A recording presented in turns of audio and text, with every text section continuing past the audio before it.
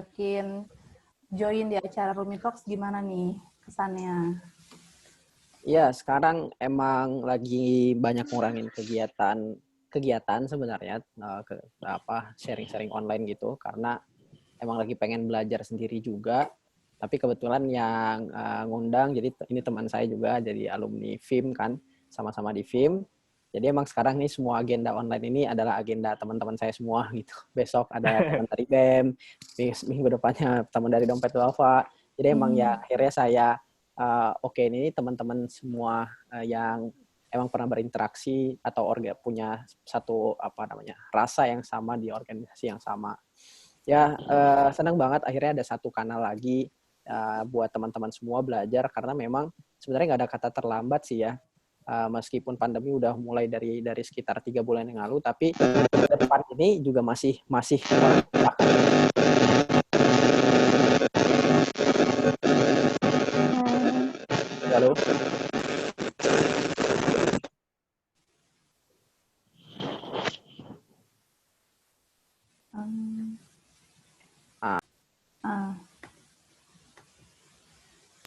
Nah, lanjut ya. Ya, lanjut Kak.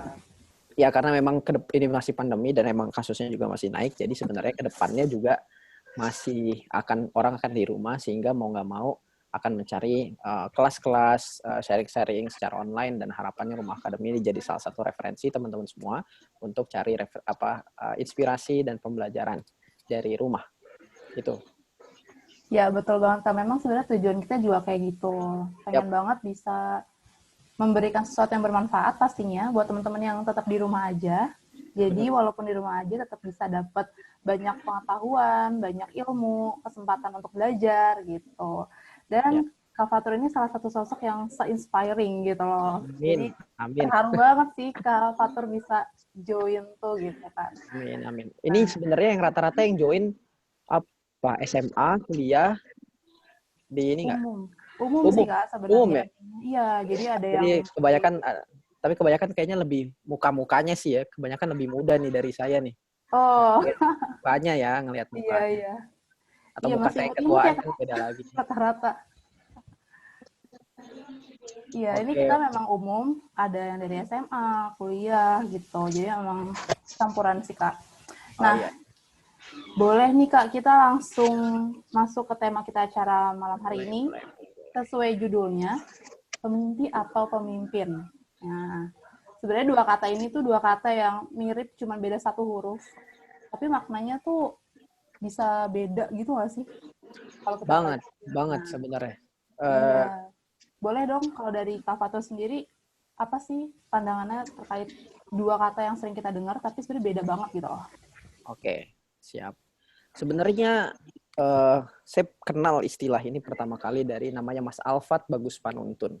Waktu itu saya masih, ya sampai sekarang juga masih bukan siapa-siapa ya. Waktu itu saya duduk dalam satu kegiatan untuk mengisi salah satu materi, dan itu setelah beliau begitu. Jadi saya datang kemudian menyaksikan beliau dulu. Nah di situ saya banyak belajar dan akhirnya kenal dengan istilah ini. Bahwasanya pemimpi dan pemimpin itu dibedakan oleh satu huruf yang ada di belakangnya. Apa sih huruf itu? Huruf itu adalah N. N itu didefinisikan sebagai nyali. Jadi pemimpi dan pemimpin yang membedakannya adalah huruf N yang ada di belakangnya. Apa itu? Nyali. Pemimpi itu adalah orang-orang yang punya gagasan, punya keinginan, punya cita-cita, punya impian, tapi matanya terpejam, tubuhnya terbaring, dan kemudian larut dalam andai-andainya begitu. Sedangkan pemimpin, dia punya gagasannya, dia punya keinginannya, dia punya kemauannya, dan dia punya keberanian, punya nyali untuk memulai langkah pertamanya.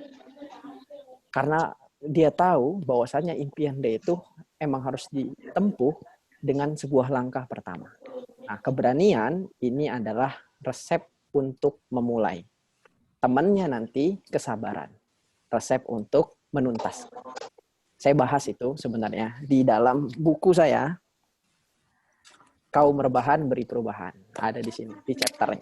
Di chapter yang kedua. Ya.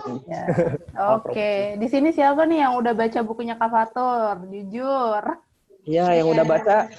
Mana yang udah baca boleh angkat tangan, nggak usah ini ngomong. Kayak angkat tangan, saya lihat. Nah, yang udah baca sekarang silakan live karena udah selesai materinya. Oh, ini ada Quratun Nada nih, bukunya udah baru nih. Nada jujur saya belum dapat buku itu. Buku saya sendiri saya belum dapat itu. Cetakan baru itu. Bagus dia Quratun. Iya. Tolong kirimin ke saya. Sebenarnya sih kalau dari aku pribadi ya Kak, sebenarnya aku lebih prefer yang warna sebelumnya tuh, yang warna yang ini ya? cover yang hitam. Iya, karena elegan banget gitu. Pertama langsung kayak wah keren sih. Apalagi pas baca ini story. Ini apa namanya? Emang saya pengennya waktu itu yang ini dan alhamdulillah menang vote-nya juga yang ini. Tapi abis itu saya lama-lama juga kan ngeliat ya bosan juga ya, warnanya terlalu gelap juga. Sedangkan ini mau perubahan begitu. Artinya saya bikin yang kedua itu cover yang lebih terang. Ya juga bukan tanpa alasan. Alasannya adalah ini covernya gelap. Setelah baca buku ini jadi lebih terang. Iya, kayak gitu. Pembenarannya.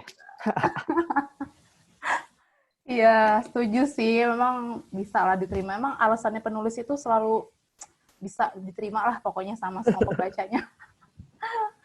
Oke, nah Kak Fatur boleh dong sharing sebenarnya kalau dari Kak Fatur sendiri nih. Kita mungkin agak sedikit mundur nih Kak, dari zaman masih SMA. Pernah nggak sih, kan SMA itu katanya masa-masa pencarian jati diri ya. Masa-masa di mana teman-teman tuh bisa mempengaruhi cita-cita kita, keinginan kita buat ke depannya itu seperti apa.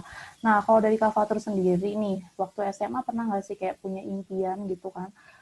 Terus ketika punya impian itu tuh ya banyak gitu kendala yang membuat Kak Fatur tuh merasa kayak mungkin nggak sih gitu. Dan pernah nggak sih ketika sudah bermimpi, itu akhirnya Kak Fatur menetapkan, oke, ketika kita bermimpi kita harus melakukan A, B, C, D. Nah, kayak gitu boleh nggak nih Kak Fatur di-sharing sama kita semua? Iya. Jadi yang membedakan mimpi, ini ada yang bilang begini. Yang membedakan mimpi dengan cita-cita adalah cita-cita itu adalah mimpi yang ditanggalkan. Bukan ditinggalkan, ditanggalkan. Apa maksudnya? Dikasih target. Dikasih target, itu yang membedakan mimpi. Mimpi itu luas, general, tapi ada planning, dan planning itu akhirnya lebih erat dengan cita-cita. Jadi, contoh begini. Mimpi mau jadi dokter gigi. Cita-cita, saya mau jadi dokter gigi tahun 2023. Perencanaan, tahun 2015 masuk Fakultas Kedokteran Gigi, lulus di tahun 2020 untuk wisuda online. Kemudian 2020 sampai 2022 itu koas dan jadi dokter gigi misalnya gitu. Nah, jadi beda gitu. Nah, orang sering nanya begini, boleh nggak mimpi itu sangat luas begitu? Karena ada orang bilang ya karena salah satu tokoh yang inspiratif memang bilang bermimpilah setinggi langit sehingga ketika engkau jatuh di antara bintang-bintang. Boleh pernah dengar kan? Boleh nggak? Boleh menurut saya. Bebas karena bermimpi itu tuh gratis gitu. Udah memang bermimpi tinggi aja, tapi nggak boleh terbuai dengan itu. Tapi nggak boleh terbuai dengan mimpi yang panjang itu. Harus apa? Harus butuh yang namanya SMART gitu. Specific, measurable, achievable, reliable, dan time gitu. Jadi spesifik gitu. Jangan ngawang. Measurable bisa diukur gitu. Bisa dicapai, realistis, dan ada waktunya kapan sih mau itu. Nah, kira-kira gitu. Jadi saya baca di mana ya? Kalau nggak salah di bukunya Charles dan warna kuning, judulnya Smarter, Faster, Better. Kalau saya nggak salah ya, Smarter, Faster, Better. Pernah baca itu ya? Nah, di sana ngomongin tuh soal tujuan. Pentingnya untuk punya tujuan luas, tapi rencana yang spesifik. Tujuan luas itu memotivasi, rencana spesifik itu membuat kita tahu mau ngapain. Kenapa? Karena kalau terlalu jauh, motivasinya memang tinggi. Tapi kemudian ketika lambat laun itu nggak tercapai, mudah nyerah gitu. Atau bahkan bisa jadi salah arah. Makanya butuh perencanaan yang juga spesifik. Jadi punya tujuan besar yang diikuti dengan target-target kecil. Nah, saya punya tujuan besar itu tuh belum lama gitu. Jadi baru di masa-masa kuliah. Sebelumnya saya punya target tapi kecil-kecil gitu. Nyicil. SMA mau masuk kuliah dulu gitu. Itu aja saya nemu jurusan memang di apa namanya ya, masa-masa akhir begitu. Oh, saya mau masuk FKG itu bukan dari awal sejak saya SMA gitu mau masuk gitu. Jadi menemukan perencanaan itu juga memang akhirnya punya seninya masing-masing kayak gitu. Tapi yang paling penting adalah jangan sampai kita tuh nggak tahu besok tuh mau ngapain. Ya, jangan sampai kita nggak tahu bulan depan mau ngapain dan tahun itu tuh apa sih yang pengen kita capai gitu. At least punya rencana-rencana itu. Nah, itu sih mungkin. Oke, nah sama nih Kak. Jadi kan intinya kita itu berhak ya buat bermimpi, buat punya mimpi itu nggak salah gitu kan. Nggak salah banget. Setuju banget. Nah, tapi nih Kak, pada kenyataannya, seringkali itu kita dihadapkan sama, mungkin secara tidak sengaja, kita memberitahukan gitu mimpi kita atau cita-cita kita ke orang lain gitu kan. Nah, banyak juga nih yang ternyata mungkin niat awalnya cuma sharing gitu ya, atau kayak nyari semangat, nyari motivasi, cerita nih, aduh aku pengen jadi ini gitu. Ternyata setelah kayak gitu malah dapet tekanan yang bikin ngedown, kayak misalkan ngapain sih pengen jadi itu, ngapain sih kebanyakan ngayal, halu deh gitu. Nah, kalau dari Kak Fatur sendiri nih, ada tips gak kira-kira ketika di posisi seperti itu, bagaimana kita harus bersikap atau mempertahankan mimpi kita gitu? Baik. Saya malah justru kiranya, saya kira pertanyaannya ke arah sini. Boleh nggak sih kita share mimpi kita? Kenapa? Karena, ya kalau teman-teman pernah tahu tuh, ada yang emang pernah bahas itu ya, penelitian ilmiah, ternyata yang nge-share mimpi itu malah justru sulit untuk mencapainya karena beberapa hal lain. Apakah saya mengamini itu? Penelitiannya akademis. Ya, benar. Tapi ada perspektif lain. Nah, maksud saya begini. Jangan sampai kita terlalu, kenapa gini? Kenapa orang yang kemudian share mimpinya, cerita kayak, ntar gue pengen kesini nih, ntar gue pengen kuliah di luar negeri, gue pengen ini nih. Cerita, kemudian akhirnya nggak tercapai. Ternyata kesalahannya adalah dia fokus kepada omongan orang. Jadi bukan fokus pada tujuannya, tapi fokus ke membuktikan. Lalai. Itulah kenapa akhirnya nggak tercapai begitu. Boleh nggak share mimpi ke orang lain? Kalau saya, itu justru nggak masalah. Apalagi konteksnya adalah kita pengen, minta doa gitu. Doain ya, ntar gue pengen jadi ini nih. Nggak masalah. Tapi jangan jadikan itu sebagai ajang pembuktian atau malah justru menjadi ajang meraih, validitas diri, komplimen dari orang. Wih gila keren banget mimpi lu. Lu mau sekolah di Harvard, serius? Ih gila punya mimpi di Stanford. Ada mau dia ceritanya mau di Ayunda ya? Ada nggak intensitas itu? Ada yang orang yang ceritain itu supaya dianggap, oh iya berani banget nih orang, oh iya ini banget nih mimpinya nih, keren banget nih gitu. Nah poin saya adalah teman-teman semua terserah mau di-keep sendiri atau mau diceritain, yang penting fokusnya tetap adalah punya rencana yang akan teman-teman jalanin, bukan omongan orang tadi. Ada nggak orang yang share mimpinya, terus kemudian dihina dan dihujat? Banyak banget. Gitu.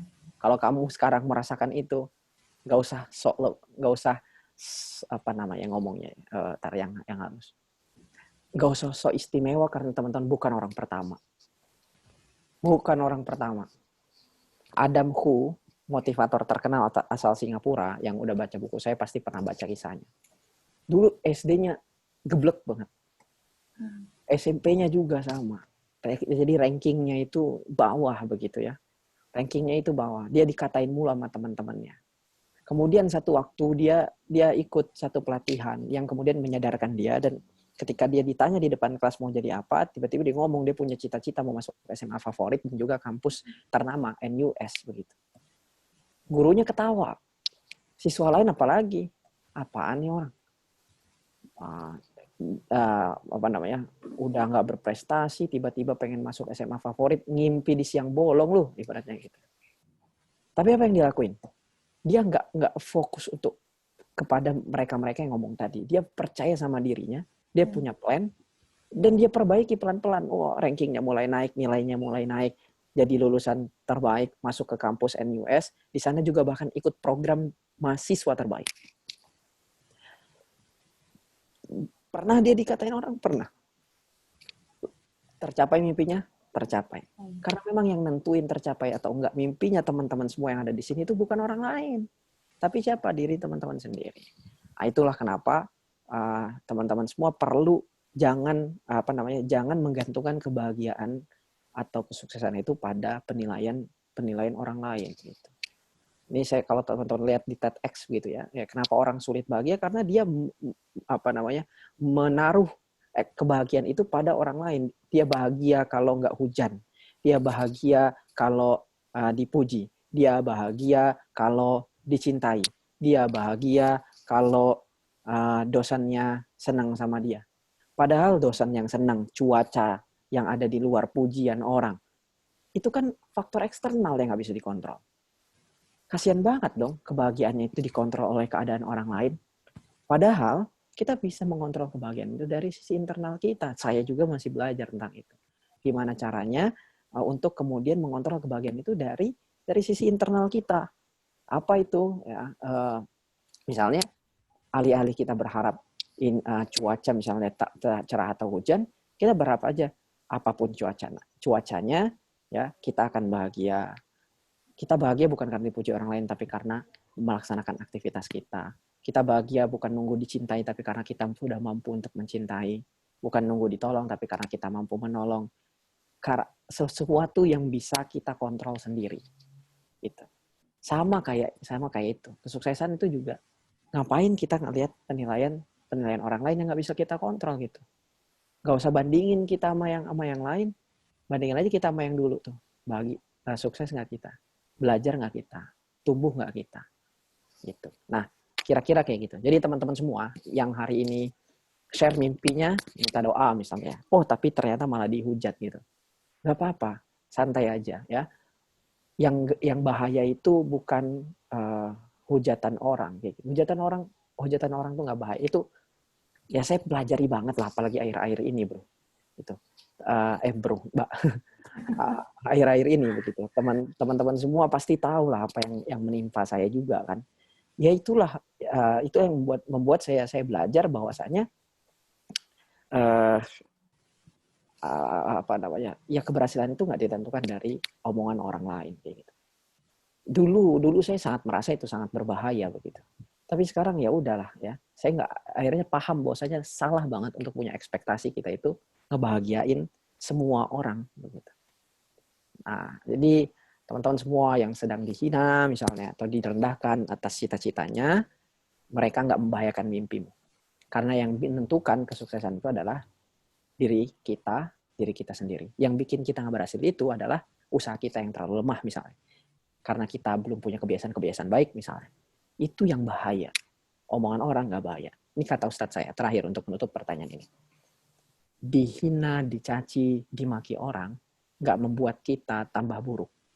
Dipuji juga membuat kita tambah baik. Karena pujian dan hinaan itu ya tidak mempengaruhi kebaikan atau keburukan yang ada di dalam diri kita. Termasuklah ketika kita punya mimpi. Langsung ya, nyes gitu ya.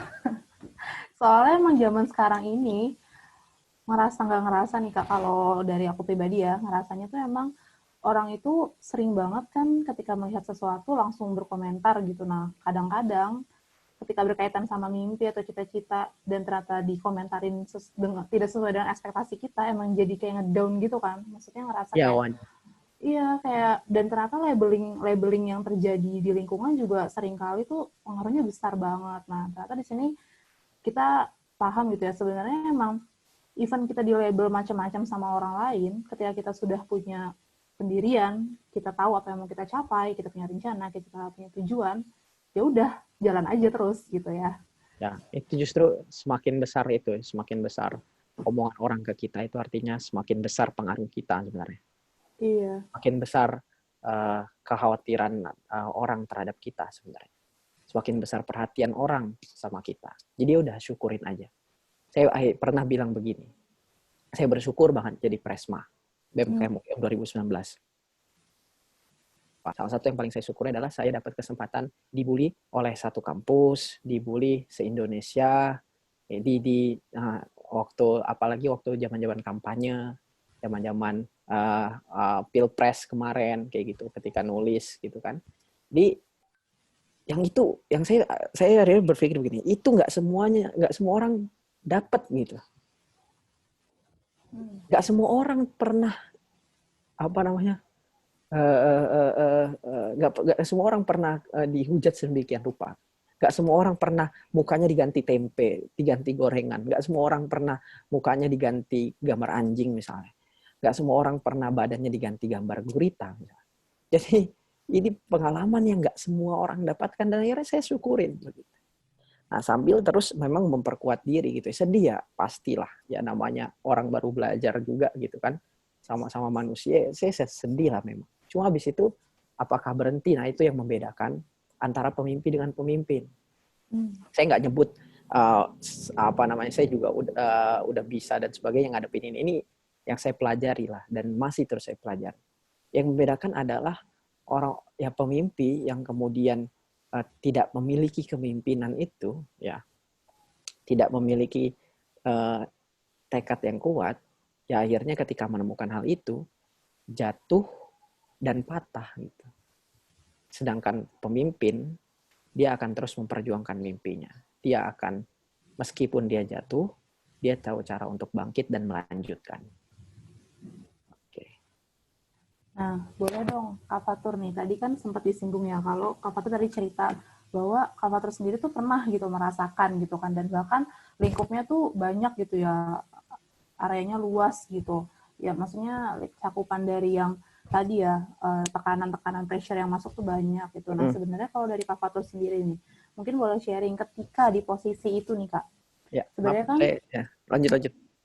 ketika di posisi itu, nah sebenarnya apa sih yang bisa dilakuin buat kita yang mungkin sekarang nih lagi ngerasa kayak gitu, mungkin sebagai orang yang pernah mengalami gitu, sebenarnya apa yang Kak Fatur lakuin ketika di posisi itu gitu? Ya, saya terus explore cara supaya lebih cepat healingnya ya dengan yang kayak gitu.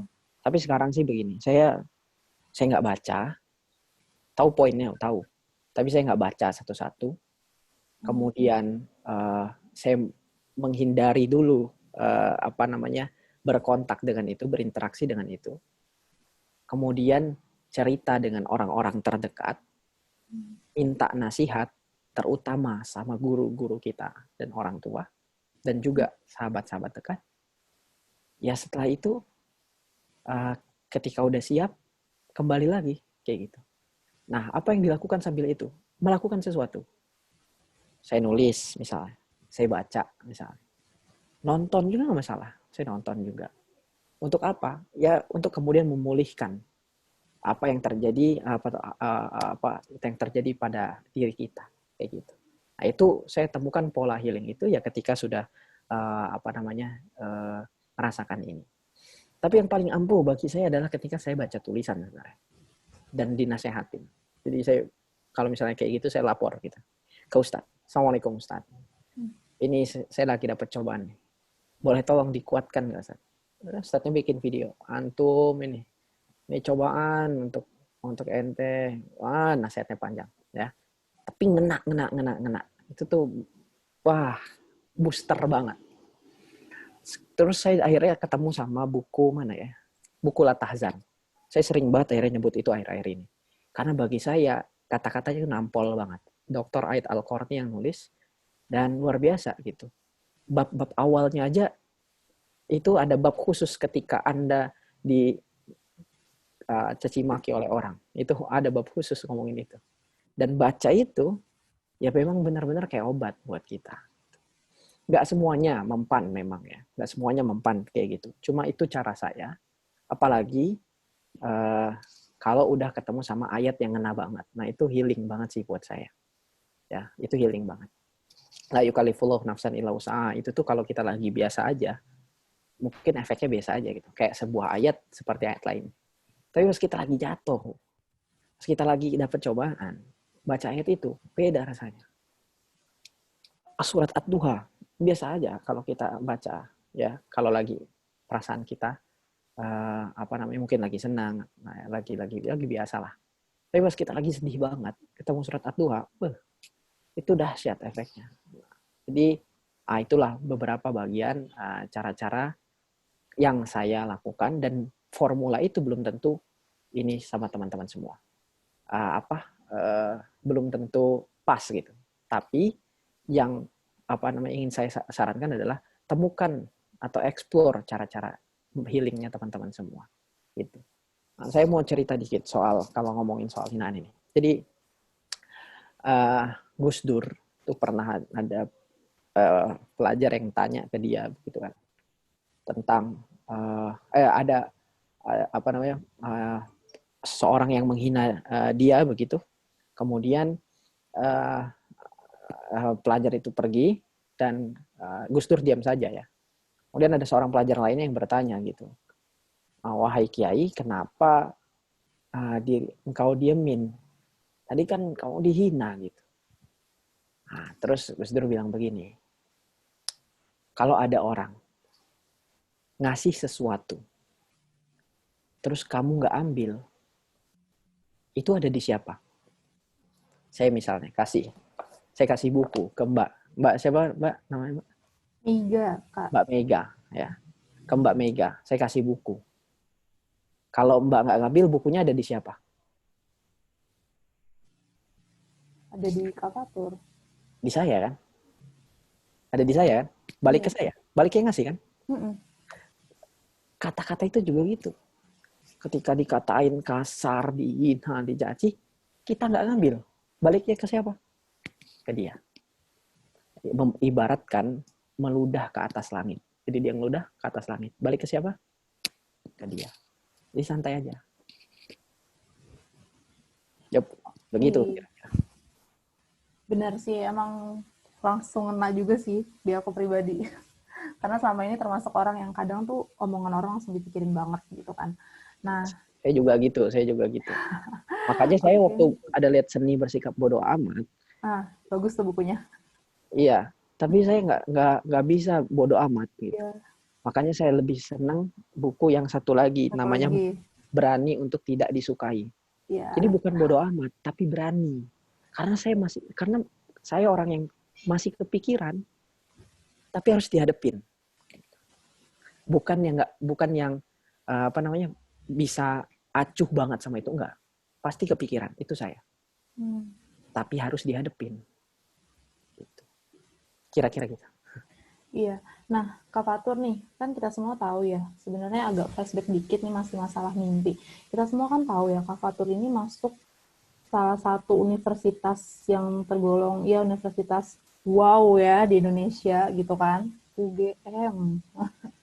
Wow gitu kan. Nah, sebenarnya kan di sekitar kita nih Kak, banyak banget teman-teman yang mungkin di sini juga ada ya, mayoritas adik-adik dari SMA yang sedang berjuang nih mau masuk perguruan tinggi impiannya gitu. Nah, sebenarnya ketika Kak Fatur sendiri gitu kan, berjuang untuk bisa sampai masuk UGM itu apa aja sih Kak langkah-langkah yang Kak Fatur lakuin gitu? Apa aja yang benar-benar Kak Fatur perjuangin sampai akhirnya bisa keterima?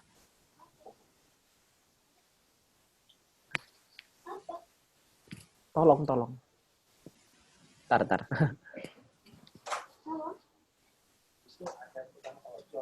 Katanya pesenannya ada yang salah, kasih sosis harusnya dikasih sosis, dikasih ayam. Itu mau ditukar atau mau ditukar? Tar ya, maaf ya. Iya. Kalau Ikram kalau dia bawa di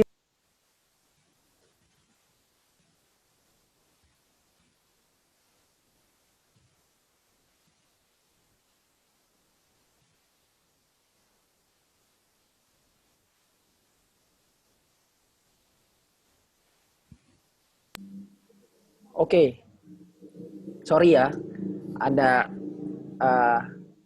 beli makan. Tadi soal ini ya, langkah-langkah apa buat masuk ke kampus. Iya. Nah, eh, saya bukan ini ya, bukan orang yang concern ke isu apa namanya, gimana masuk kampus, terus apa standar kalau mau SNM, SBM gitu-gitu ya. Tapi saya kasih gambaran secara lebih luasnya gitu. Yeah. Yang pertama, ya yakin dulu. Yang pertama kenalin dulu diri kita. Ini untuk bekal apa? Untuk bekal kita mengetahui kira-kira memang yang mana yang mau kita masukin gitu. Secara yakin ya. Jadi kenalin diri kita itu misalnya gini, kita itu orang yang love the life you live atau life the life you love. Orang yang hidup di dalam yang kita cinta atau kita cinta kehidupan yang kita jalani. Terus nanti kita memahami bedanya passion sama making a living. Jadi ngomongin jurusan itu nggak cuma soal passion gitu. Tapi emang ada pertimbangan-pertimbangan lain. Nah, nanti konsepnya ada masuk di Ikigai. Ikigai, what we paid for, terus apa yang kita cinta, apa yang kita mampu, misi apa yang mau kita selesaikan, kayak gitu. Nah, itu akan menggambarkan kehidupan apa yang kita pengen jalanin. Nah, habis itu baru kita cocokin sama kira-kira jurusan. Nah, kalau SNMPTN, tapi udah lewat ya SNMPTN gitu ya. Nah, kalau saya waktu SNMPTN itu emang saya tembak yang saya pengen. Kenapa? Karena saya nggak mau zolimin orang lain. Karena kalau nggak diambil kan kasihan teman-teman yang ada di apa namanya di adik angkatan kita, dia di blacklist sebagainya itu ya. Ada soal itu. Nah, jadi emang kalau keterima saya harus masuk, saya mau masuk begitu. Nah, tapi apakah katakanlah gini, apakah FKG itu passion saya? Nggak juga. Nggak juga. Kenapa? Karena saya lebih mempertimbangkan si making a living-nya tadi. Apa tuh? Ya, prospeknya, ya kerja yang lebih bisa mandiri, ya lebih dekat keluarga. Intinya, saya mau berkorban untuk mendapatkan kenikmatan-kenikmatan itu, mengorbankan apa? Sesuatu yang membuat saya suka gitu. Jadi saya nggak begitu, sebenarnya nggak begitu passion gitu. Tapi ya saya cari passion yang lain gitu. Jadi saya anggap bahwasanya kerjaan itu adalah kerja keras dan kemudian saya akan menikmati hasil kerja keras itu dengan melakukan yang saya suka di bidang yang lain. Gitu. Ada beberapa orang yang dapat anugerah passionnya itu marketable. Passionnya di bidang IT, marketable. Dia seneng bikin software, softwarenya juga laku, jadi duit. Saya enggak. Passion saya kemana? Ke olahraga, ke seni yang bukan nggak bisa ngasih duit, tapi prospeknya itu kecil gitu. Kan saya nggak bisa, bukan nggak bisa. Saya nggak yakin saya bisa jadi atlet. Saya nggak yakin saya bisa jadi seniman. Jadi aspek what we paid for-nya itu, nggak terpenuhi itu kalau itu. Nah, sehingga dari aspek yang ikigai ini, yang saya kurangin porsinya itu adalah si passion-nya itu. Saya nggak begitu suka pelajarannya, tapi saya tetap suka prinsipnya apa? Nolong orang. Jadi bisa jalan? Bisa. Nah, kira-kira kayak gitu ketika teman-teman mau persiapan. Pada intinya adalah teman-teman semua, karena ini nanti udah akan ada pengumuman dan mungkin teman-teman udah ada yang diterima di kampus tertentu, saya ingin sampaikan bahwasannya ya keberhasilan itu ditentukan oleh diri kita sendiri. Katakanlah ya, ada orang yang bilang, mau jadi ikan kecil di kolam besar atau ikan besar di kolam kecil. Bagi saya, bukan kolam yang mempengaruhi, tapi ikannya. Yang akan tetap hidup itu ikannya, bukan kolam yang mempengaruhi. Kalau kata Jim Kwik, jadilah termostat, bukan termometer. Termometer itu dipengaruhi oleh lingkungan. Ya kan? Dia kan ngukur lingkungan. Lingkungannya 32, dia 32. Tapi termostat dia yang mempengaruhi suhu lingkungan. Kalau dia 32, lingkungannya 32. Kalau dia 34, lingkungannya 34. Saya tidak menegasikan peran lingkungan, tapi saya ingin memperkuat persepsi bahwasanya lingkungan itu satu hal.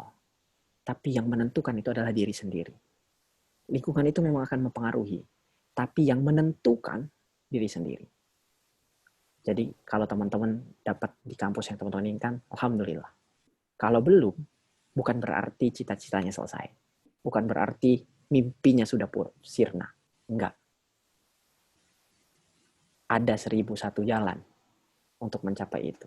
Teman-teman gagal 1000 kali, ada 1001 cara untuk bangkit kembali. Semoga menjawab. Oke. Nah, tadi kita udah sempat dengar beberapa sharing dari Kak Fatur, dan sepertinya nih Kak, ini banyak banget yang mau tanya-tanya, boleh ya Kak Fatur? Oke, boleh. Kita ke sesi tanya jawab dulu nih, karena sepertinya sudah banyak yang mau tanya langsung. Nah, jadi mekanismenya boleh yang mau tanya raise hand, nanti ketika dipersilakan baru di unmute, silakan disebutkan namanya dari mana dan pertanyaannya. Namanya, asal dari mana dan pertanyaannya ya. Boleh dipersilakan untuk yang ingin bertanya. Oke, udah ada nih dari Lifta Febia. Oke, boleh silakan kepada Lifta. Lifta Febia. Ya. Kayaknya saya sering ikutin di Instagram. Wah, tahu ya Kak Fatur ya? Halo Kak, suaraku jelas nggak? Jelas. Jelas. Nama aku Lifta, aku dari Depok, baru lulus SMA nih Kak. Siap. Mau nanya, menurut Kakak, seberapa penting sih passion itu? Dan misalnya nih, kalau kita milih jurusan, itu lebih baik mempertimbangkan prospek ke depannya atau mikirin passion kita? Gitu. Terima kasih. Oke, sama-sama. Seberapa penting passion? Kalau teman-teman adalah orang yang hidup di sesuatu yang teman-teman cintai, ya, live the life you love, hidup di sesuatu yang teman-teman cintai. Artinya begini, kalau teman-teman nggak dapat kedokteran, misalnya nih, wah nggak jalan lah teman-teman, nggak bisa. Kalau teman-teman nggak di teknik, nggak bisa, nggak, rasanya sangat sulit begitu. Ya, nggak bergairah, wah, masih terus gelisah gitu ya. Nah, maka passion itu sangat penting. Passion itu sangat penting. Artinya teman-teman harus kejar terus. Karena apa? Karena teman-teman itu akan hidup di sesuatu yang memang teman-teman cinta. Tapi kalau kayak saya yang love the life I live. Nah, saya senang sama kehidupan. Saya bisa mencintai apapun kehidupannya, terus mencari cara itu, maka saya akan, kalau menjawab pertanyaan kedua tadi, saya akan bilang prospek itu penting. Lebih penting. Nah, karena yang saya pahami, itu ada yang tadi making a living dengan follow passion gitu. Follow passion punya caranya, making a living punya caranya. Kalau ngomongin jurusan, ngomongin kerjaan, ya, ini saya lebih pakai prinsip making living. Jadi lebih objektif, prospek, market, kayak gitu. Tapi kalau misalnya passion itu yang subjektif, apa yang kita senang, kayak gitu. Nah, kenapa saya bilang prospek? Karena saya yakin saya akan bisa menemukan lagi passion saya. Contoh begini, ya. Contoh begini. Kenapa ada beberapa alasan follow your passion itu nggak 100% benar. Ya. Mohon maaf kalau misalnya ada yang kurang sepakat. Tapi saya coba jelasin pelan-pelan. Kenapa follow your passion itu nggak 100% benar? Pertama, nggak semua passion itu marketable. Yang tadi saya bilang, nggak semua passion itu mampu menghasilkan bayaran yang membuat kita hidup. Artinya, padahal hidup itu secara realistis, kita butuh itu. Sehingga lama-lama, kalau kita ngerjain ini, tanpa feedback, payment, tanpa feedback, sesuatu yang bisa bikin kita ngajalin kehidupan, mau nggak mau passionnya dikorbanin, bener nggak? Akhirnya akan ada satu titik di mana banting setir, cari yang lebih realistis. Kedua, ngerjain passion karena senang, sama ngerjain passion karena kerjaan, beda rasanya. Ngerjain passion karena senang, dengan ngerjain passion tanpa tuntutan, dengan ngerjain passion dengan tuntutan, itu beda rasanya. Nulis, Bu, misalnya nulis. Orang passionnya nulis. Dia nulis tanpa tuntutan, mungkin sebulan dapat 10.000 kata-kata yang ngalir, bagus, indah. Pas ada tuntutan, 3.000 kata aja sulit banget untuk dapat misalnya. Karena beda rasa ngerjain passion karena senang sama karena udah dituntut begitu. akhirnya passion itu lama-lama jadi kerjaan yang kemudian tadi menghadirkan tuntutan, menghadirkan stres, padahal sebenarnya passion itu adalah yang bikin kita senang. Artinya akhirnya apa? Lari untuk mencari kesenangan yang lain. Jadi saya percaya bahwasannya passion itu penting dipertimbangkan dalam pekerjaan kita. Karena kalau kita bergairah, maka kita akan keluarkan potensi yang ada dalam diri kita dengan sendirinya gitu. Apalagi memang kita akan lebih mudah menguasai sesuatu yang memang jadi anugerah kita kayak gitu. Itu prinsipnya.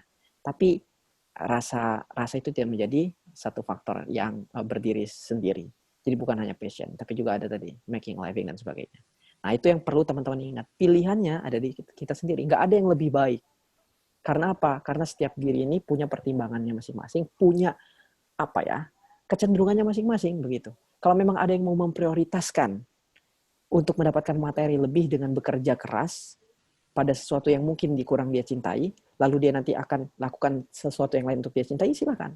Atau memang ada yang ya nggak apa-apa lah, pas-pasan, yang penting saya lebih happy kayak gitu. Ya nggak apa-apa, itu pilihannya kayak gitu. Tapi prinsipnya kayak tadi, kalau teman-teman semua adalah yang ngejar prospek, maka mungkin akan ada perjuangan-perjuangan untuk mencintai hal yang lain, harus mencari hal yang kita cintai. Kemudian kalau teman-teman yang ada di memperjuangkan passion, mungkin lebih sabar karena opportunity-nya itu nggak sebesar teman-teman yang udah mempertimbangkan prospek duluan kayak gitu. Mungkin harus menciptakan opportunity sendiri, cari market lagi sendiri, kira-kira itu yang mungkin bisa saya sampaikan. Pun kayak gini, contoh orang lah biar lebih mudah ya. Steve Jobs deh. Passion nggak dia ngerjain Apple? Passion. Tapi itu udah jadi kerjaan sehingga dia punya passion yang lain. Apa? Buddhism. Dia senang banget Buddhism. Justin Timberlake. Senang nggak dia di entertain? Senang. Tapi itu tuh kerjaan, ada stresnya sehingga dia cari passion yang lain. Main golf, handicapnya bagus. Tapi dia jadi golfer? Enggak. Itu passion dia. Dia kerja ambil uang dari yang lain gitu. Siapa lagi? Raffi Ahmad. Senang gak dia jadi YouTuber? Senang. Passion gak dia di entertain? Passion. Tapi itu kerjaan gak? Iya. Akhirnya dia cari apa lagi yang lain? Oh, liburan sama keluarganya misalnya. Nah, semoga itu bisa kasih gambarannya untuk teman-teman membedakan ada follow your passion, ada making a living. Nah, dua-duanya punya prinsip yang berbeda. Yang bikin kita senang itu adalah kita mampu menjalani dua kehidupan ini dengan prinsip yang betul gitu. Nanti teman-teman bisa cek artikelnya, bedanya follow your passion dengan making a living dari Novi Iman. Saya coba sambil cari ya. Sip, sudah menjawab. Thank you pertanyaannya. Oke, semoga terjawab ya Lifta. Bagus pertanyaannya. Nah, selanjutnya ada pertanyaan yang menarik juga nih Kak, masih berkaitan dengan pemimpin. Ada yang nanya nih Kak, dari Faradisa. Kak, boleh nggak sih jadi pemimpin yang perfeksionis? Nah, gimana nih Kak, kalau dari Kak Fatur? Saya tadi karena udah bilang mau nyariin. Oh ya, artikelnya ya Kak? Ya, saya dapat nih langsung. Soalnya saya seneng banget baca ini. Karena pertanyaan ini default banget gitu sama teman-teman semua yang lagi nyari jurusan. Dan saya ketemu ini sayangnya ketika saya udah milih ya. Udah masuk kampus begitu. Saya rasa mungkin ini sangat penting untuk teman-teman ketahui sebelum memilih sesuatu. Oke, itu udah ada. Pertanyaan yang tadi ya soal pemimpin bolehkah perfeksionis ya? Pemimpin boleh nggak ya perfeksionis?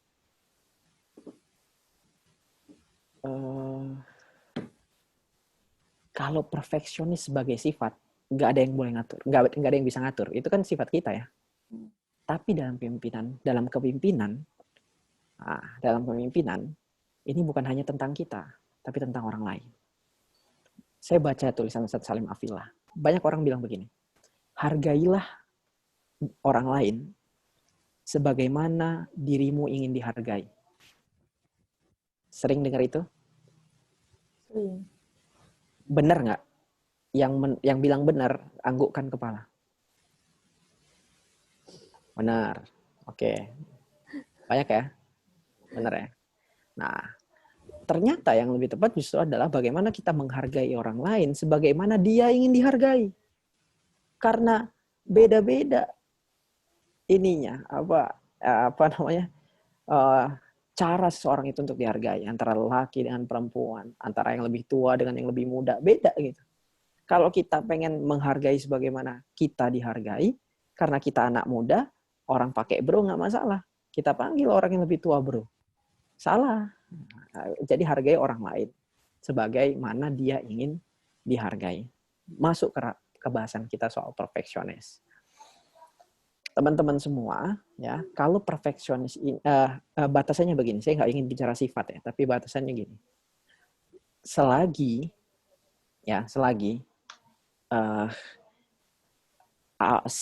yang kita pimpin ya itu masih merasa nyaman, tidak menyakiti, dan membuat organisasi tetap produktif, nggak masalah.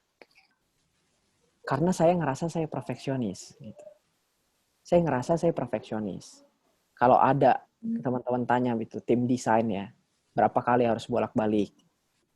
Kalau tim kajian berapa kali juga harus bolak-balik kayak gitu. Ya. Nah, tapi saya punya batasan itu gitu loh. Saya punya batasan yang membuat yang mengimbangi saya untuk ngerem si sifat perfeksionisnya itu. Diimbangi dengan sifat yang lebih realistis. Nah, mindset ini menurut saya yang akan membuat sifat kepemimpinan kita menjadi lebih balance kayak gitu. Kalau menjawab pertanyaan tadi, apakah kita boleh perfeksionis atau enggak secara sifat, itu terserah teman-teman. Kalau dalam kepemimpinan, ya kalau kita memaksakan sifat kita, ada lagi konsekuensinya kayak gitu. Mau perfeksionis, ya, tapi nanti ada tapi nanti ada konsekuensinya dari sifat perfeksionis kita itu. Misalnya ketidaknyamanan orang-orang yang kerja sama kita, tim kita kayak gitu. Karena apa? Karena mungkin kita nggak bisa ngertiin mereka. Padahal penting banget produktivitas tim itu ada yang namanya kenyamanan psikologis. Bagaimana seseorang itu mampu mengeluarkan kemampuan terbaik karena dia merasa nyaman. Gitu. Nah, jadi yang paling penting kepemimpinan itu bukan hanya tentang diri sendiri, tapi juga tentang mengelola orang lain. Sehingga bukan hanya ngomongin sifat kita, tapi bagaimana kita bisa mampu beradaptasi dengan menghadapi orang-orang yang ada di sekitar kita. Karena kepemimpinan itu ngomongin soal pengaruh. Kalau kita mempertahankan satu sifat tertentu dan membuat kita jadi sulit mempengaruhi, artinya terdapat kegagalan dalam kepemimpinan kita. Nah, makanya ada istilah bil dakwah itu bil lisan qaumihi gitu ya. Dengan bahasa kaumnya. Maksudnya apa? Ya, kita menyesuaikan begitu dengan apa audiens yang ada, dengan partner kita gitu. Nah, prinsipnya seperti itu. Nah, kalau ngomongin kepemimpinan nanti ada lagi sebenarnya materinya ya, bagaimana sifat-sifat pemimpin kayak gitu kan. Tapi gambarannya tuh pemimpin tuh syarat-syaratnya itu, dia punya pengikut, dia punya pengaruh. Jadi tanpa harus memaksakan gitu ya. Dia juga yang pemimpin yang baik itu adalah tanpa harus memaksakan, orang itu mengikuti dirinya secara sukarela. Ya, kira-kira itu, semoga bisa menjawab ya. Oke, ya. Kak Fatur nih, kita ternyata nggak berasa ngobrol banyak dari tadi, udah mau 8:30. Ya.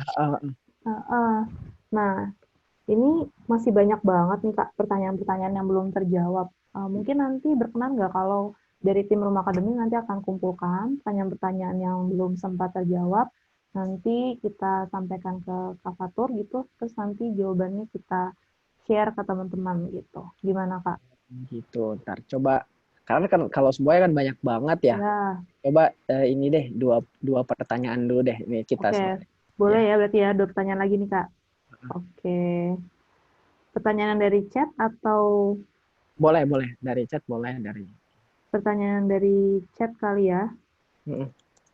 Oh, atau gini Kak, tadi kan kita udah pertanyaan langsung chat. Nah, sekarang saling deh pertanyaan yang langsung dulu kali ya, yang boleh. Nah, kita sekarang saling aja. Boleh. Nah, ini udah ada yang banyak sih yang rese. Nah, ini ada dari Shiva Agnia. Nah, ini boleh Shiva Agnia. Hmm. Ya, dia tadi kayaknya Halo. hampir mau loncat ya. Yuk, halo Siva. Halo. Sebelumnya kalian dulu, saya Syifa dari Tasik. Mau nanya Kak, dari obrolan Kakak tadi kan aku ngambil kesimpulan nih, kalau misalkan kita itu harus memiliki mimpi agar dapat memimpin minimal diri kita sendiri gitu. Iya gak Kak? Ya, benar. Nah, kalau misalkan nih ada orang yang berhenti bermimpi karena ada sesuatu misalkan mimpinya nggak tercapai atau gimana, itu gimana tuh Kak? Menurut Kakak gitu tipsnya atau gimana? Tentang orang Gimana yang tuh berhenti maksudnya? bermimpi karena ada mereka nggak bisa gimana Tentang Kak? orang yang berhenti bermimpi karena Karena ada sesuatu yang nggak bisa dia capai gitu, mimpinya nggak tercapai gitu Kak. Terus akhirnya dia memutuskan untuk berhenti bermimpi dan menjalankan kehidupan dengan let it flow gitu. Kalau kata buku Kakak kan nggak boleh tuh let it flow. Oke, dia berhenti bermimpi karena dia gagal mencapai mimpinya. Ya, dan akhirnya nggak mau bermimpi lagi. Oh, Akhirnya udah ngejalanin hari-harinya, udah weh. Oke. Thank Yap. you. Makasih. Berat ya permasalahannya ya. Tapi ini sering sih ditemuin. Ya. Cuma memang bahkan diri kita sendiri kadang-kadang juga mungkin dalam konteks yang lebih kecil ya sering menghentikan rencana-rencana kita gitu ya karena satu dan lain hal. Pertama, kalau konteksnya adalah karena hasil evaluasi dan kemudian dia melanjutkan untuk hal lain ya, untuk bermimpi yang lain itu menurut saya nggak masalah karena saya orang yang berpikir bahwa saya mimpi itu bukan kacamata kuda. Jadi dia tetap boleh kok nengok kanan kiri lihat opportunity. Kalau ya, kemudian kalau ada yang lebih baik dia belok ke sana gitu kan. Istilahnya menemukan jalan-jalan baru, kebaikan-kebaikan yang baru itu nggak masalah. Tapi kalau memang itu konteksnya adalah menyerah, ya nggak boleh kayak gitu. Kalau konteksnya menyerah ya itu artinya kan dia mengatakan bahwasannya perjuangannya sudah selesai dan nggak mau berjuang lagi, itu yang bahaya. Itu yang nggak boleh sebenarnya. Jadi ada sesuatu yang nggak dicapai. Mau mencapai hal lain nggak masalah gitu. Tapi kalau ada sesuatu yang nggak dicapai, tapi habis itu ya udahlah, mending aku tadi let it flow, nggak mau mencapai apapun dah. Nanti kalau misalnya tercapai alhamdulillah, kalau nggak ya udah kayak gitu. Hidup segan mati tak mau. Nah itu yang nggak boleh. Kenapa? Karena yang bikin kita hidup tuh adalah harapan, adalah mimpi. Yang bikin hidup kita itu jadi lebih bergairah itu adalah itu. Nggak maka dari itu ya yang nggak boleh kita lakukan itu sebenarnya menyerah karena tugas kita tuh selama hidup ini berusaha. Tugas kita selama hidup itu tuh cuma berusaha. Soal hasil tuh itu hak prerogatifnya Tuhan begitu. Tapi kita nggak boleh berhenti berusaha. Contoh ya, ini contohnya dalam dakwah lah misalnya, dalam Nabi Nuh alaihissalam 950 tahun. 950 ya hampir bukan hampir lebih dari 10 abad ya, 950 tahun. Itu ceramah gitu, ngajakin orang untuk beriman. Tapi kemudian kalau dilihat dari waktu yang selama itu, yang masuk katakanlah yang masuk Islam itu yang beriman itu nggak banyak lah gitu. Tapi Allah nggak bilang beliau gagal. Allah nggak bilang beliau gagal. Kenapa? Karena sampai ke 950 tahunnya itu dia tidak berhenti untuk berjuang. Nabi Muhammad SAW misalnya. dakwah di kota Taif, dilemparin batu, dicaci maki kayak gitu kan. Yang masuk Islam nggak ada. Gitu. Allah bilang gagal nggak? Enggak. Karena Nabi Muhammad nggak berhenti. Sama kayak teman-teman semua yang sekarang ini sedang memperjuangkan kebaikan. Yang hari ini sedang memperjuangkan kebaikan, ya. Kalaupun itu nggak berhasil, bukan berarti teman-teman gagal. Karena keberhasilan kita itu nantinya dihitung dari seberapa jauh usaha kita. Itu mungkin ya yang bisa saya sampaikan. Jadi keberhasilan kita itu diukur dari seberapa jauh usaha kita. Karena soal hasil itu Allah yang atur, Allah yang merencanakan. Tugas kita adalah terus mengupayakan. Makanya disampaikan bahwasanya kita itu tidak dituntut untuk sampai ke ujungnya, tapi kita dituntut untuk mati di atasnya. Gitu. Semoga bisa menjawab lah ya pertanyaan Syifa Agnia. Intinya, ya kalau nggak tercapai jangan menyerah. Coba lagi, explore lagi. Karena kegagalan itu adalah proses kita yang harus terus kita lewati untuk mencapaikan sebuah keberhasilan. Oke, nah ini Kak, berarti satu pertanyaan lagi ya, boleh? Oke, boleh. Nah, ini ada yang Laki-laki nih Kak. katanya ya? Iya, katanya mau yang dari laki-laki. Iya, boleh. Boleh laki-laki. Iya, boleh. Soalnya ini kan tadi banyak yang nggak nyalain kamera juga ya, jadi ya yang kelihatan yang perempuan-perempuan aja, mohon maaf. Oke, boleh nih. Dari Hasnur namanya. Boleh, silakan Hasnur, langsung ditanyakan. Hasnur. Yuk, boleh. Mana tadi? Hasnur, di manakah? Skut. Hasnur.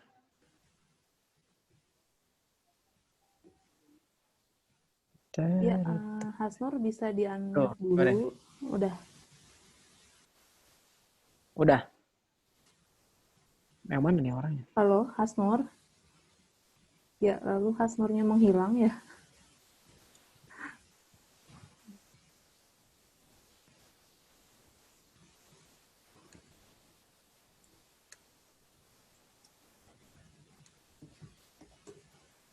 Ya, masih ada kok Hasnur. Suaranya. Ini ada di YouTube juga apa di sini aja nih? Ini Kak, sekarang di Zoom aja. Sekarang di Zoom doang kan ya? Iya. Oke. Nggak apa. Skut. Suaranya kenapa ya, Hasnur ya? Oh, ini nih. Kamu belum di unmute. Udah di unmute. Ini. Oke. Nah. Oke, bismillah. Assalamualaikum warahmatullahi wabarakatuh. Waalaikumsalam warahmatullahi wabarakatuh. Ya, terima kasih atas kesempatannya. Saya dari Makassar, Universitas Alauddin Makassar. Pertanyaan saya gini, kembali kepada penjelasan Kak Fatur tadi tentang hujatan-hujatan atau hinaan yang datang bertubi-tubi ke seseorang. Nah, berangkat dari situ Kak, misalkan itu kan sebuah kata-kata yang mungkin bisa menyebabkan adanya rasa atau insecure pada diri sendiri gitu. Nah, insecure ini sendiri kan perasaan normal yang terjadi, tapi kalau lama-kelamaan dan berlarut-larut ini bisa mengganggu mental, image hidup dia pun juga ikut terganggu. Ya. Nah, kira-kira kalau kita bahas mengenai ini, apakah bisa diberikan solusi supaya kita tidak terlarut dalam perasaan insecure tersebut dan bisa kembali beraktivitas seperti biasa? Oke. Siap. Nah, saya pernah bahas, ya, thank you Hasnur pertanyaannya. Memang hari ini masalah kita nih ya, itu soal mental. Dan kadang-kadang generasi sebelum kita ini belum merasakan ya yang katakanlah yang kita rasakan karena mungkin kita digital native gitu, sedangkan mereka digital imigran yang emang nggak tahu, belum ngerasain banget gitu gimana kerasnya di dunia digital kayak gitu ya. Jadi masalah mental ini relate banget sama sekarang kita nih, generasi muda. Ya. Nah, saya bahas ini sama seorang psikolog namanya Mbak Analisa. Ya ada pola kita untuk kemudian mau bebas atau bukan bebas, menemukan solusi atau jalan keluar dari insecurity kita. Pertama adalah akseptabilitas. Jadi penerimaan kita terkait kondisi itu. Oh ya, kita udah nerima nih. Kayak misalnya saya harus nerima bahwasanya mau nggak mau omongan yang saya berikan ini pasti diperhatikan dan kemudian ada yang nggak setuju dan setuju. Kita harus nerima itu dulu. Setelah nerima, ya, setelah sadar, kita explore apa nih caranya yang kemudian bikin kita keluar dari insecurity itu. Ada yang kemudian mau misalnya, ada yang mau ngeblok, ada yang mau hapus komennya, ada yang nggak baca sama sekali. Itu cara-cara yang sah, boleh kayak gitu kalau teman-teman mau melakukan itu. Saya selagi itu nggak yang ke sexual harassment, selagi itu bukan kata-kata kotor, bukan kata-kata kotor, kalau dia komen masih nggak masalah gitu. Jadi nggak saya hapus.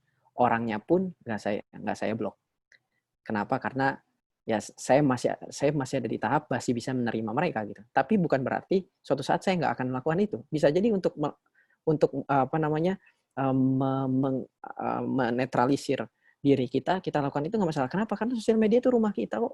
Kalau emang ada tamu yang ada tamu datang, nggak suka sama kita, ya nggak usah datang, nggak apa-apa kayak gitu. Karena prinsip yang perlu kita jelasin itu adalah prinsip gimana kita bersosial media gitu loh. Ini kok ada nggak suka sama orang, tapi dia mampir di sana, ninggalin sesuatu yang buruk kayak gitu. Nggak suka mah yang nggak suka, tinggalin aja.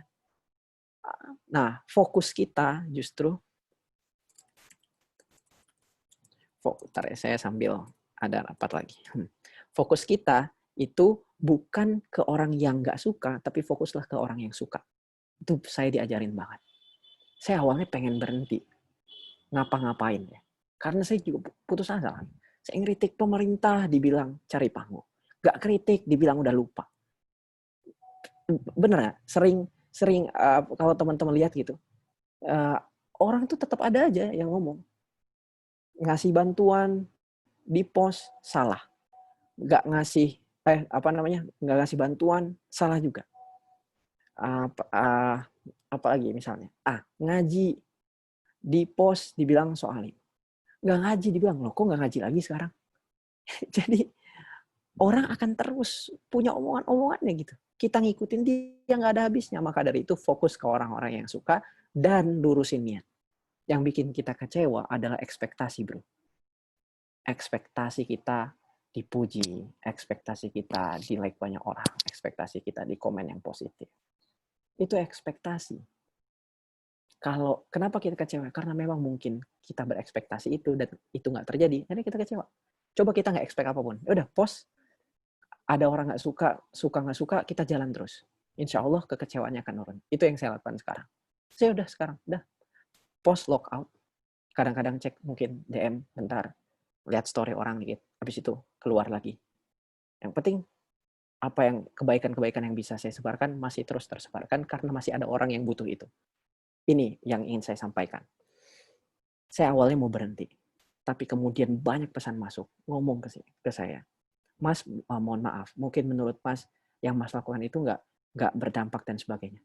Tapi Mas jujur, kalau waktu itu Mas nggak ngomongin ini, saya mungkin nggak mau lanjut kuliah. Mas jujur, kalau saya nggak ngomongin itu, saya mungkin nggak mau belajar ngaji. Kalau Mas nggak ini, nah itu yang membuat saya sadar. Kalau saya berhenti, kebermanfaatan itu berhenti, berarti saya gagal untuk memanfaatkan anugerah ini untuk memberikan manfaat demi manfaat itu. Dan saya telah berhenti karena orang. Satu kalimat yang ngena banget. Kalau kamu telah memulai karena Allah, jangan berhenti karena manusia. Kalau kita telah memulai karena Tuhan semata, jangan berhenti karena manusia. Kalau udah ngomongin sama Tuhan, insya Allah Dia yang maha menenangkan, Dia yang maha membolak-balikkan hati, insecure soal hati, insecure soal pikiran, yang menguasai pikiran dan menguasai hati kita adalah Tuhan. Jadi bro, untuk tadi ya, supaya kita nggak insecure, nggak usah banyak ekspektasi, lurusin aja niat, terus explore lah cara-cara itu. Fokus ke energi-energi yang lebih positif. Ya, insya Allah kayak gitu. Dan gak usah bandingin sama yang lain gitu. Wah, yang lain ini nggak dikatain, kok gue dikatain. Wah, artinya teman-teman lihat ya, ada yang membuat teman-teman bisa menganggap itu sebagai anugerah.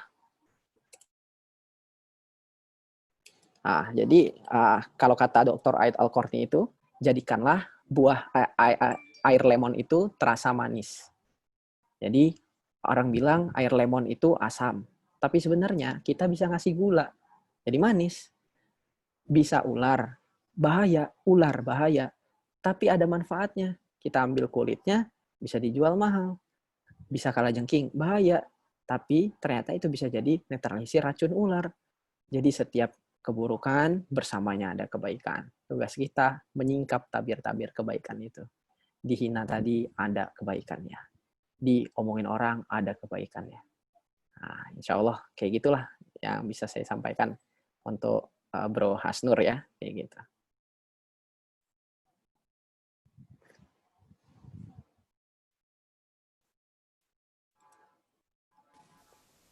Oke, terjawab ya Hasnur untuk pertanyaannya. Iya, ternyata ada yang protes nih kan dari tadi cewek terus yang nanya ya. Oke, terima kasih ya buat yang sudah memberikan pertanyaan. Terima kasih sudah aktif nih jadinya di acara ini sampai menyiapkan pertanyaan untuk bisa tanyakan langsung ke Kak Fatur. Nah, Kak Fatur, Ya. kita boleh ya minta sedikit closing statement sebelum habis ini kita foto bareng. Oke.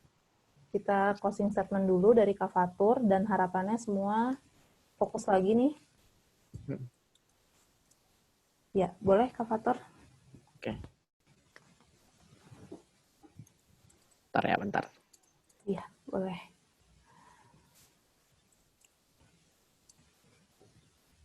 Oke, teman-teman semua, terima kasih kesempatannya Rumah Akademi malam Senin ya.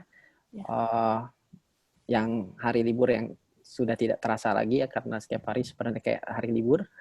Jadi ada yang nulis saya kangen libur di akhir pekan begitu. Ini karena setiap hari kan kayak hari libur.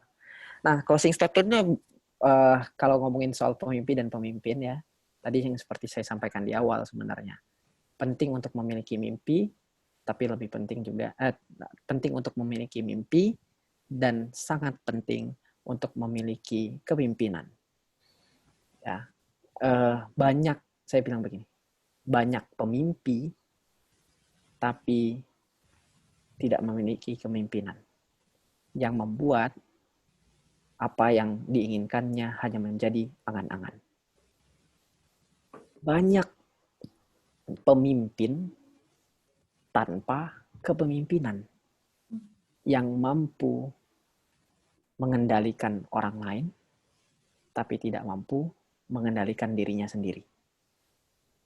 Jadi yang ingin saya sampaikan, bahwasanya setiap diri kita adalah pemimpin, bukan karena jabatan, bukan karena posisi, tapi sifat kepemimpinan itu sendiri yang membuat kita menuntaskan peran kita sebagai manusia khalifah fil ard menjadi sebaik-baik manusia. Bukan sekedar menjadi manusia baik, tapi menjadi sebaik-baik manusia, yaitu yang khairun nas anfa'uhum linnas, bermanfaat bagi orang lain. Semoga itu menjadi catatan akhir di sini. Ini ada yang udah nambahin ya, jangan urun angan tapi turun tangan. Wah, ini kayaknya udah baca gitu ya. Udah baca ketahuan ya Kak. Atau udah ikut seminar saya begitu. Karena quote-nya mirip-mirip. So, semoga bermanfaat lah malam hari ini sharing-sharing singkatnya. Assalamualaikum warahmatullahi wabarakatuh. Waalaikumsalam warahmatullahi wabarakatuh. Terima kasih Kak Fatur untuk segala insight-nya. Semoga apa yang disampaikan semuanya bisa berdampak dan bermanfaat untuk kita semua di malam Senin hari ini ya. Insya Allah bermanfaat. Semoga tidak bosan-bosan juga nih nanti kalau misalkan Rumah Akademi kontak-kontak lagi nih ke Kak Fatur. Siap. Nah, ya boleh nih Kak, sekarang sebelum kita berpisah, kita foto bareng dulu ya Kak. Siap untuk nih. dokumentasi. Udah Ustadz Hanan Ataki loh namanya di sini. Ini nggak ada mukanya. Jangan-jangan beneran. Oh, iya. Tuh. Iya.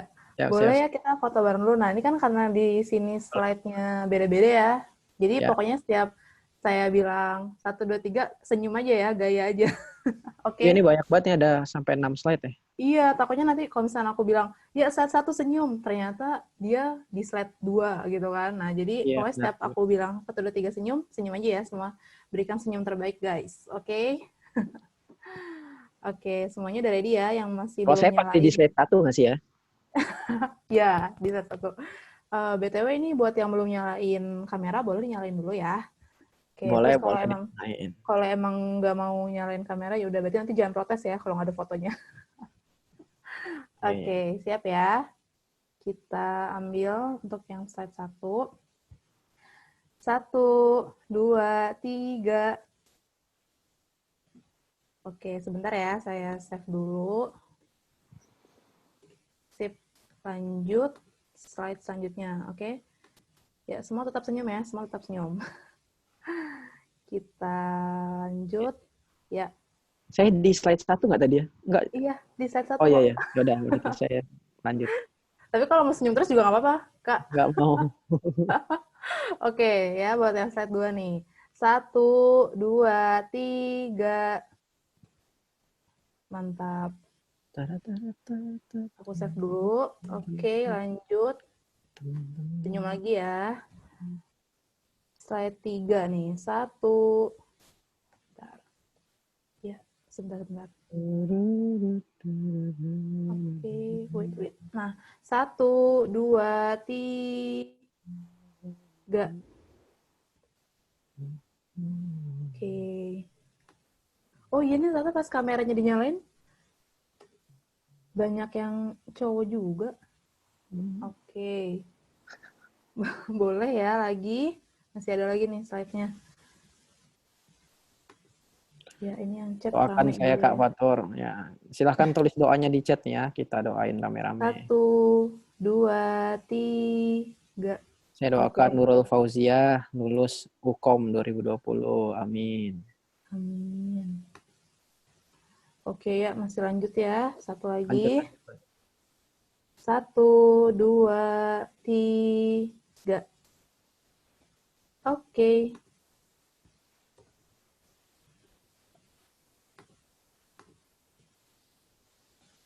Ya, sip. Oke, sebentar di-save dulu. Lolos UI 2020. Amin. Oh, Insya Allah. UGM Aktuaria. Amin. Lulus D4. Amin. FKUGM 2022. Insya Allah. Amin. ya. Oke, Antropologi. buat teman-teman semua, semoga jadi makin semangat ya tadi buat yang punya mimpi-mimpi nih, mau masuk kuliah di mana, entah mimpi mau bikin sesuatu yang baru, mau bikin apa nih, atau mau bikin YouTube, mau jadi content creator, Jadi atau apapun YouTuber tadi deh. pokoknya. Banyak duit tuh. Ah, ya, pokoknya semoga setelah ikut acara ini jadi lebih termotivasi dan pastinya nggak takut buat bermimpi. Oke, karena tadi benar kata Kak Fatur, mimpi itu gratis, jadi nggak ada salahnya dong kalau kita punya mimpi, dan yang penting kita selalu punya rencana dan tujuan untuk mencapai apa yang kita mau, dan jangan fokus sama kata-kata orang atau yang negatif, tapi fokus sama tujuan kita. Siap. Oke. Saya ingin Nah. menyampaikan pesan politik dikit ya, teman-teman. Oh iya, baik. Jadi, kasusnya Novel Baswedan itu teman-teman, saya ingin kalau bisa, kalau memang teman-teman juga mau, itu untuk menyuarakan, karena emang banyak sekali kejanggalan di sana. Ada dua yang bisa kita suarakan. Pertama soal ketidaksengajaan dan juga soal aktor intelektual yang belum diungkap. Maka dari itu teman-teman terus suarakan untuk meminta keadilan gitu. Teman-teman lihat aja berita-beritanya. Kemudian terakhir di hari Rabu ini kayaknya putusan vonis untuk kawan-kawan kita di Papua gitu, tahanan politik Papua. Jadi kalau bisa juga kita sama-sama ikut suarakan lewat apapun itu ya, mau story, mau tweet silahkan, karena ya kita sekali lagi kita nggak tahu hasilnya seperti apa, tapi setidaknya kita udah menjadi bagian dari orang-orang yang menyuarakan dan berjuang untuk itu. Itu aja pesan buat teman-teman sini mumpung rame. Oh iya. Lanjut. Iya. Nah, boleh banget juga nih. Oke, terima kasih Kak tadi ya. Boleh banget juga nih selanjutnya. Selain ini aku akan ketik link. Boleh banget minta feedback-nya dari teman-teman semua. Bisa di-input ke link yang tadi aku share. Boleh banget diisi untuk feedback acara malam hari ini. Dan juga boleh banget feedback-nya bisa di-post di sosmednya masing-masing, terutama misalkan di IG gitu, boleh nanti sambil di-mention ke @rumah academy dan juga di-mention Kak Faturnya sebagai pembicara. Boleh banget nih, misalkan tadi dari ikut acara ini, wah, aku jadi nggak takut lagi guys, fix UGM 2021 gitu kan. Nah, langsung, thanks to @rumah academy @fatur, nah, gitu. Boleh banget ya, itu Siap. contoh aja. Saya izin ya teman-teman semua ya duluan ya. Oh iya, oke. Silahkan dilanjutnya bincang-bincangnya. Assalamualaikum Ya, warahmatullahi terima kasih wabarakatuh. Kak Bro Hilman, Fatur. thank you ya. Mbak Ya, Mega, kawan-kawan wassalamualaikum semua. warahmatullahi Assalamualaikum. wabarakatuh. Waalaikumsalam. Makasih, Boleh Mas. semuanya dadah-dadah sama Kak Wih. Fatur sambil makasih. Thank you Kak Fatur. Oke. Sip. Oke teman-teman, tadi ya seperti yang aku sampaikan, untuk link feedback-nya udah aku share di chat. Boleh banget untuk teman-teman kasih feedback-nya nih ke kita, dan boleh banget juga di-mention ke @rumah academy sama @fatur, yaitu IG-nya Kak Fatur. Jadi biar semuanya bisa sama-sama mengetahui nih dampak dari setelah ikut acara Rumah Academy ya. Jadi boleh banget kita tunggu feedback-feedbacknya di Instagram ya, di story, di mention sebanyak-banyaknya. Satu orang boleh nggak Kak? Lebih dari satu? Boleh banget. Misalkan satu insight, satu story, boleh banget. Yang terpenting adalah di mention, oke? Nah, masih betah ya? Oke, sekali lagi kami mau mengucapkan terima kasih sekali nih dari Rumah Academy kepada teman-teman yang sudah berpartisipasi dalam acara kita pada malam hari ini. Terima kasih untuk semangatnya, partisipasi aktifnya. Terima kasih untuk mengikuti acara sampai akhir pastinya. Semoga acara ini dapat bermanfaat, berdampak positif pada teman-teman semua. Dan semoga kita semua sama-sama menjadi pribadi yang lebih baik ke depannya. Dan jangan bosan-bosan untuk ikutin terus kegiatan dari Rumah Academy ya. Boleh banget di-follow bagi yang belum follow, dan juga nggak perlu left grupnya kalau bisa, karena biar nanti bisa terinfokan tentang event-event yang seterusnya akan dilaksanakan oleh Rumah Academy. Oke. Akhir kata, terima kasih dari kami ucapkan. Membeli buah selasih sama poanya, membawa jarum jangan sampai terjatuh. Terima kasih semuanya. Wassalamualaikum warahmatullahi wabarakatuh. Sampai jumpa di next event dari Rumah Academy. Terima kasih semuanya.